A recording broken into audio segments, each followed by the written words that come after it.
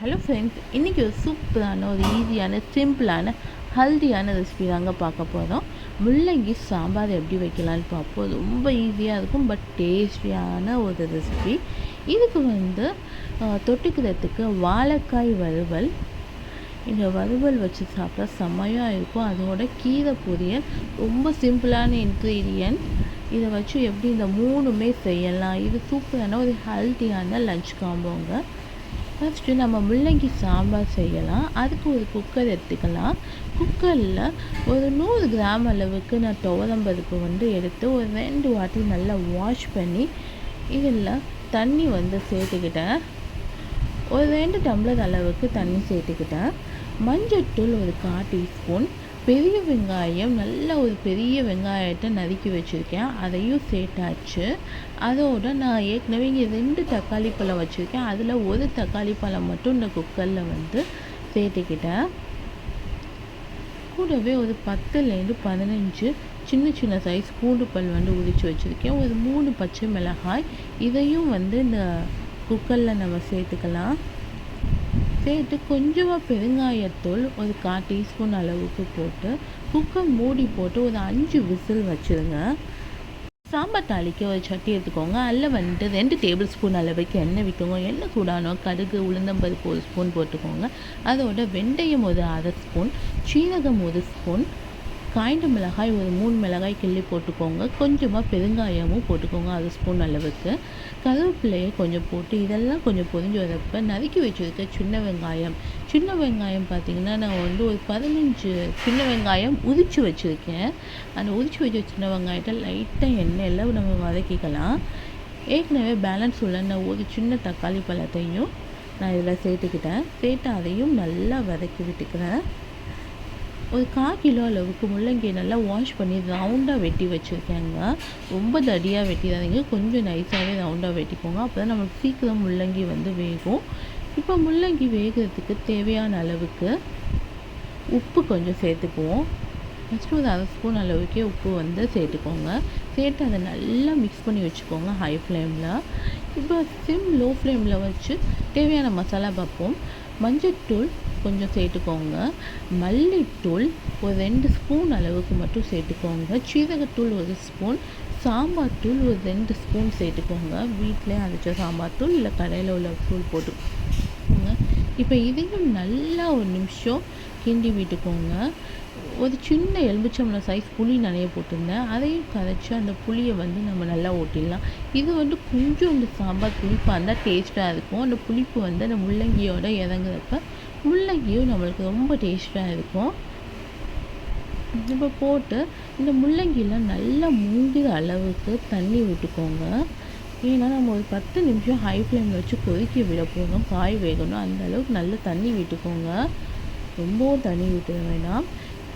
10 நிமிஷம் அது கொதிக்கட்டும். அதுக்குள்ளேயும் ஒரு பேன் எடுத்துக்கோங்க. வாழைக்காய் எப்படி செய்வோன்னு பார்ப்போம். ஒரு 3 டேபிள் ஸ்பூன் அளவுக்கு எண்ணெய் விட்டுருக்கேன். வாழைக்காய் ஒரு 3 வாழைக்காவை தோலை சீவிட்டு இது மாதிரி பொடிசாக நறுக்கி வச்சுருக்கேன். இந்த வாழைக்காவை இந்த எண்ணெய் சூடானோன்னு நம்ம வாழைக்காவை போட்டு ஃப்ரை பண்ணி எடுத்துடலாம். இந்த வாழைக்காய் பார்த்திங்கன்னா உங்களுக்கு 5 நிமிஷத்தில் ஃப்ரை ஆகிடும். இப்போ வாழைக்காய் போட்டு அதுக்கு தேவையான அளவுக்கு உப்பு போட்டுக்கோங்க. உப்பு போட்டு அதையும் கொஞ்சம் நல்லா கிண்டி விட்டுக்கோங்க. ஒரு ஹை ஃப்ளேமில் வச்சு ஒரு 2 நிமிஷம் நல்லா கிண்டிக்கோங்க. எல்லாமே அந்த எண்ணெயில் நல்லா மிக்ஸ் ஆகணும். பார்த்திங்கன்னா ஒரு 5 நிமிஷத்துக்குள்ளே வாழைக்காய் நல்லா இதாகிடும். இது சிம்மில் போட்டு ஒரு 3 நிமிஷம் வச்சுருங்க.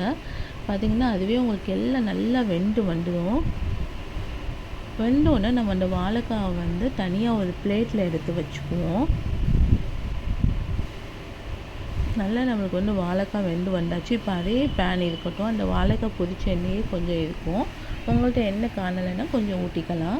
இப்போ நான் ஒரு பெரிய வெங்காயம் பொடிசாக நறுக்கி வச்சுருக்கேன். அந்த வெங்காயத்தை அதில் போட்டுட்டு அதை லைட்டாக வதக்கி விட்டுக்கிட்டேன். நெக்ஸ்ட்டு கொஞ்சமாக கருவேப்பிலை, அதையும் வதக்கி விட்டுக்கலாம். இஞ்சி பூண்டு பேஸ்ட் ஒரு ஸ்பூன் அளவுக்கு, டீஸ்பூன் அளவுக்கு போட்டுக்கிட்டேங்க. அதையும் கொஞ்சம் நல்லா வதக்கி விட்டுக்குவோம். அந்த பச்சை ஸ்மெல் போகிற அளவுக்கு வதக்கிக்கலாம். நல்ல ஒரு பெரிய சைஸ் தக்காளி பழத்தை பொடிசாக நறுக்கியிருக்கேன். அதை நான் மிக்சியில் போட்டு தண்ணி ஊற்றாமல் அரைச்சிட்டேன். அதையும் இதில் ஆட் பண்ணிக்குவோம். ஆட் பண்ணி இதையும் கொஞ்சம் நல்லா வதக்கி விட்டுக்கலாம். ஒரு ஹை ஃப்ளேமில் வச்சு ஒரு நிமிஷம் வதக்கி விட்டுக்கோங்க. இப்போ சிம்மில் வச்சு மசாலா சேர்த்துக்கலாம். 1 ஸ்பூன் அளவுக்கு மிளகாய்த்தூள், கொஞ்சமாக குழம்புத்தூள் இருக்குது பார்த்திங்களா, அது 1/2 ஸ்பூன் அளவுக்கு போடுறேன். குழம்புத்தூள் இல்லைன்னா மல்லித்தூள், சீரகத்தூள் அதை 1/2 ஸ்பூன் போடுங்க போதும். இப்போ இந்த இது வேகிறதுக்கு தக்கன உப்பு போட்டு கொஞ்சமாக தண்ணி விட்டு இது மாதிரி ஆக்கிக்கோங்க. ஒரு நல்ல ஒரு கொதி வந்தோன்னே இந்த வாழைக்காவை வந்து நறுக்கி வேக வச்சுருக்க வாழைக்காவை நம்ம இது மாதிரி நல்லா மிக்ஸ் பண்ணி விட்டுக்குவோம். இப்போ லாஸ்ட்டில் என்ன பண்ணுறோன்னா கரம் மசாலா 1 ஸ்பூன் அளவுக்கு போட்டுக்கோங்க. இது கொஞ்சம் வந்து கிரேவி கணக்காக இருக்கும். இப்போ சிம்மில் போட்டு ஒரு 10 நிமிஷம் வச்சுருங்க.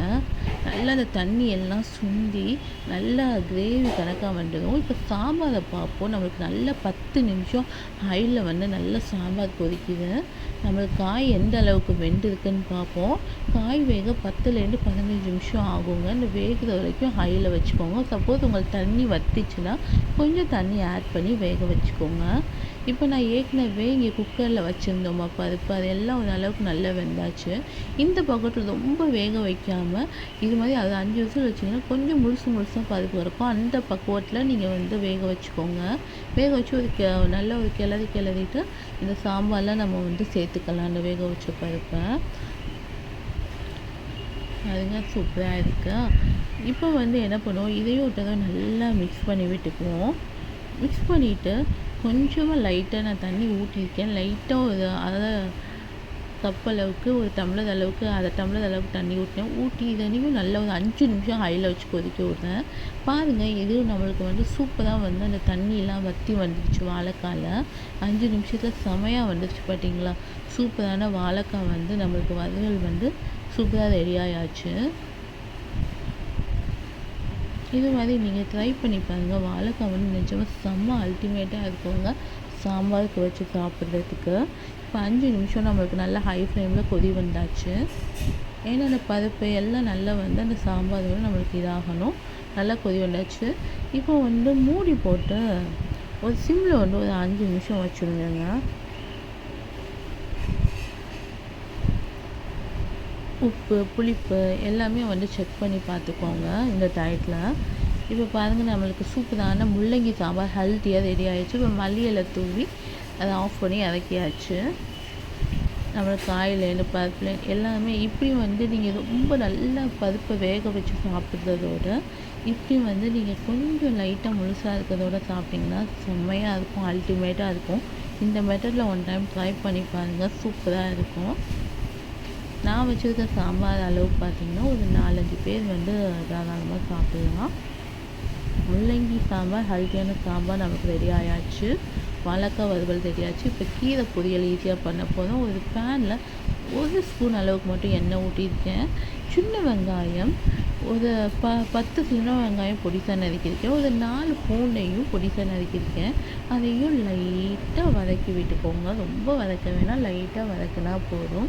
இப்போ நான் இதை வீட்டிலேயே முளைச்ச கீரையை நல்லா சின்னதாக நறுக்கி வாஷ் பண்ணி வச்சுருக்கேன். அந்த கீரையும் நான் அதில் சேர்த்துக்கிட்டேன். எந்த அளவுக்கு கீரை வந்து கொஞ்சம் கொழுந்தாக இருக்கும் அப்போ வந்து நம்மளுக்கு கீரை ஈஸியாக வெந்துடும். இப்போ நல்ல ஒரு ஹை ஃப்ளேமில் வச்சு ஒரு 2 நிமிஷம் இப்படி வதக்கிறப்ப கீரை நல்லா சுருங்கி வந்துடுச்சு. இப்போ லோ ஃப்ளேமில் வச்சு அதுக்கு தேவையான அளவுக்கு மட்டும் கொஞ்சமாக உப்பு சேர்த்துக்குவோம். அதோட சீரகம் ஒரு 1/2 ஸ்பூன் அளவுக்கு சேர்த்து சீரகத்தூள் சேர்த்து நல்லா இதை மிக்ஸ் பண்ணி விட்டுக்கிட்டேன்.